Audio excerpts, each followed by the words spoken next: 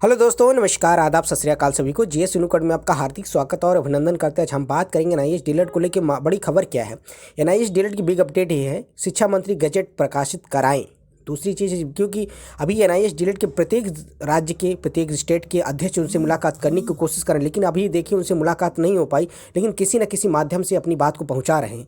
दूसरी बड़ी खबर क्या है, एनआईएस डीएलएड को सज़ा क्यों मिल रही है, दोषी इसका कौन है।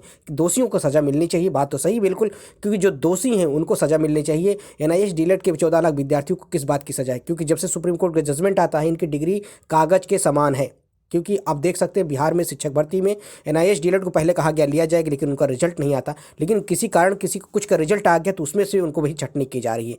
तो उनके लिए बड़ी दुख की घड़ी है, दुख का विषय है, क्योंकि जब से सुप्रीम कोर्ट के जजमेंट का हवाला देते हुए उनको बाहर किया जा रहा है, और जो नौकरी में है उनके लिए भी एकदम तलवार लटकी हुई है। चलिए पहले बात देखते हैं एनआईएस डीएलएड एकता मंच से उन्होंने क्या इसके बारे में ट्वीट किया है।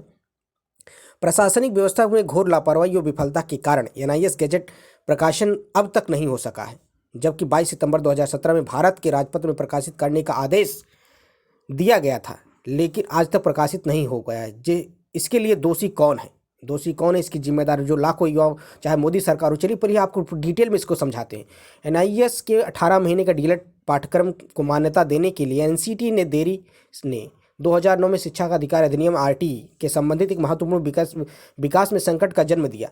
राष्ट्रीय शिक्षा परिषद शिक्षा के लिए एनसीटी ने 2010 में एक महत्वपूर्ण अधिसूचना जारी की, जिसमें प्राथमिक शिक्षा में 2 साल का डिप्लोमा न्यूनतम योग्यता निर्धारित की गई। 2014 के बाद संशोधन में 31 मार्च 2019 को सभी अप्रशिक्षित शिक्षक, जिसे कहते हैं अनट्रेंड टीचर, को प्रशिक्षण के लिए अनिवार्य किया गया। 2017 में सेवारत अप्रशिक्षित शिक्षकों को राष्ट्रीय मुक्त विद्यालय संस्थान के द्वारा इनको क्या किया गया, इनको वह कोर्स कराया गया, और उनको कोर्स कराने के लिए पूरा शिक्षा मंत्री के साथ साथ उसमें प्रकाश जावड़ेकर जी थे, पूरा इसको लॉन्च किया ना। इसने 18 महीने के पाठ्यक्रम के माध्यम से आवश्यक योग्यता प्राप्त करने का अवसर दिया। मानव संसाधन विकास मंत्रालय, जिसे एमएचआरडी के निर्देशन से एनआईएस द्वारा एनसीटी की एक परियोजना प्रस्ताव प्रस्तुत करने के बाद एकीकृत 6 महीने की इंटर्नशिप के साथ 18 महीने का पाठ्यक्रम मान्यता मिली। भारत के राजपत्र में प्रकाशित नहीं की गई। 28 नवंबर 2023 को सुप्रीम कोर्ट ने हालिया फैसलों में 18 महीने और 2 साल का डिप्लोमा के बीच असमताओं का उजागर किया। उन्होंने कहा भाई 18 महीने का कोर्स 2 साल के बराबर कैसे, तो एमएचआरडी इस पर जवाब नहीं दे पाई, जिसके कारण एनआईएस 14 लाख विद्यार्थियों के जीवन अंधकारमय हुआ। क्योंकि सुप्रीम कोर्ट का जजमेंट आने के बाद देखिए अब भर्तियों में इनको भी शामिल नहीं किया जा रहा है। सबसे बड़ी खबर यही थी कि इनको भर्तियों में शामिल नहीं किया जा रहा है, और जो भर्ती में शामिल है उनके ऊपर भी तलवार लटकी हुई है। दूसरी वह चीज़ ये है कि इसकी गलती कौन है।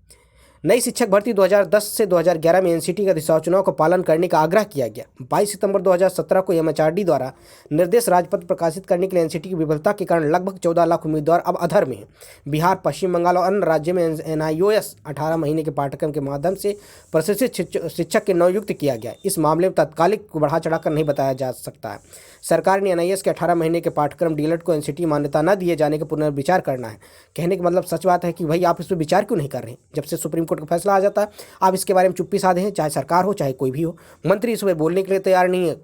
एनआईएस डीएलएड के विद्यार्थी परेशान।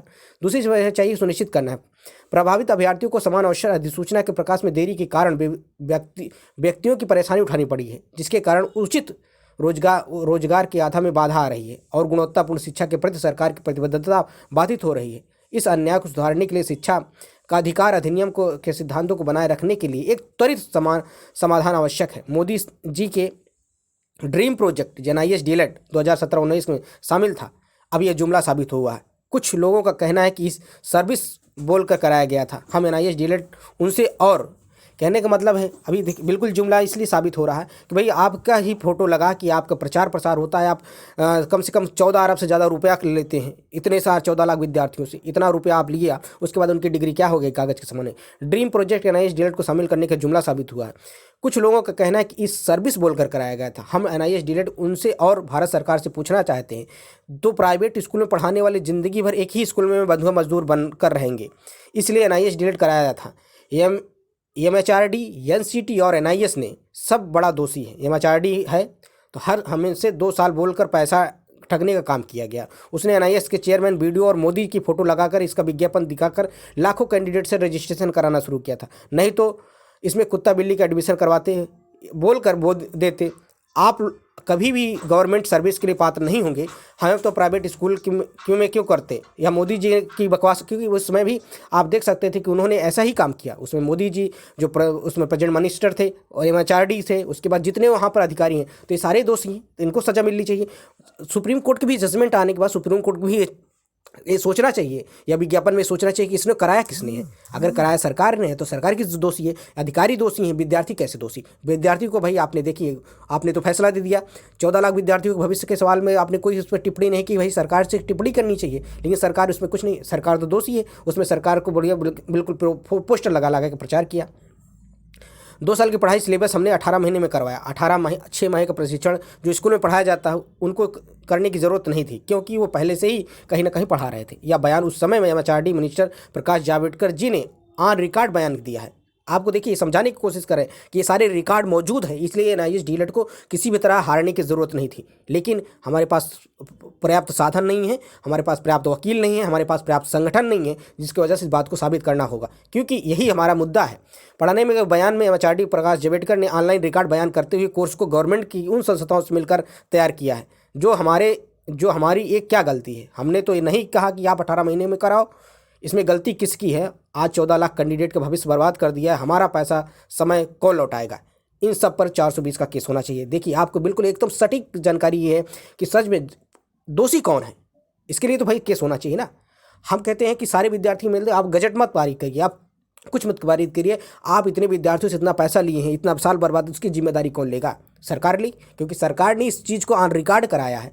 अब भाई जैसे कि अब B.Ed के केस में तो देखिए, B.Ed के केस में और उसमें केस में तुलना मत करिए। इसमें रेगुलर के विद्यार्थी जो कमेंट करते हैं, आप उनके दर्द को नहीं समझ सकते हैं।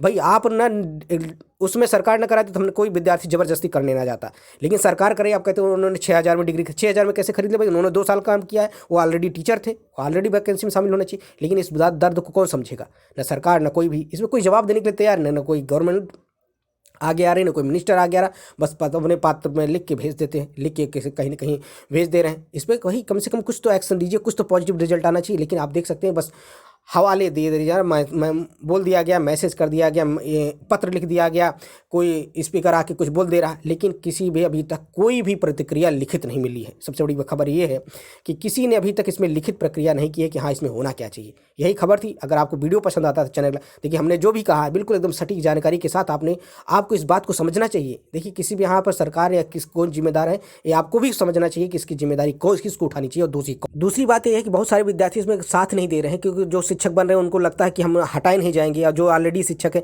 भाई साहब आपको पता नहीं है कि जब भी अगर सुप्रीम कोर्ट जजमेंट आता, जब भी सरकार चाहेगी, कोई भी सरकार चाहे, भारत की जो 28 राज्य 8 केंद्र शासित प्रदेश में NIS डीलेट करने वाले हटा भी दिए जा सकते हैं। लेकिन आपको क्या करना है? एक साथ होना है, क्योंकि देखिए सभी किसी एक की लड़ाई नहीं है, न नंदन बोहरा जी की है, न पप्पू यादव जी की है, सभी की लड़ाई है। इसलिए आपको इस बात को जाहिर कराना है, क्योंकि इसमें विद्यार्थी कहीं ना कहीं गलती नहीं है। आपको एक साथ होना है, आपको अपने हक के लिए लड़ना है। कहते हैं ना भाई, लड़ाई सबकी है, तो आपको एक साथ होना है, क्योंकि इसमें गलती जिसकी भी है आपको स्पष्ट दिख रहा है कि गलती किसकी है। इस चीज़ को हमें प्रूव करना है, इस चीज़ को सरकार को जताना है। देखिए कहते हैं ना, आप अगर जब तक मांगेंगे, हाथ फैलाते रहेंगे तो आपको मिल नहीं रहा, तो आप छीनिए, क्योंकि आपको अब लड़ना है।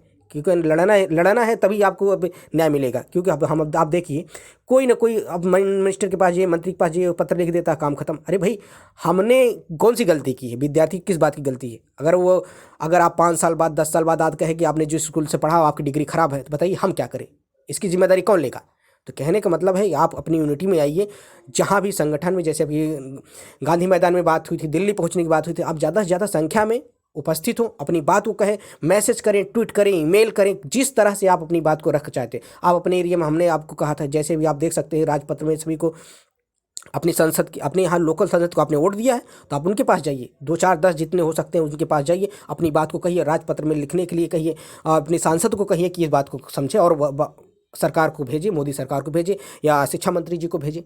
कहीं ना कहीं से देखिए, जब तक आप सरकार के पास अपनी बात को रखेंगे नहीं, क्योंकि भाई आप 14 लाख विद्यार्थियों के फ्यूचर का सवाल है, आपको लग रहा है कि नहीं हो जाएगा, तो अब कुछ होगा नहीं, क्योंकि एक की लड़ाई नहीं है, इसमें सबकी लड़ाई है। तो आपको भी इसमें सहयोग देना है। इसमें बहुत सारे उल्टा सीधा कमेंट करते हैं। भाई देखिए, जिसकी लड़ाई है, लड़ना आपको है ना। ये दूसरे वही B.Ed का केस है, वो अपना समझेगा, जो रेगुलर है वो अपने समझेंगे, वो अपनी बात को रखेंगे।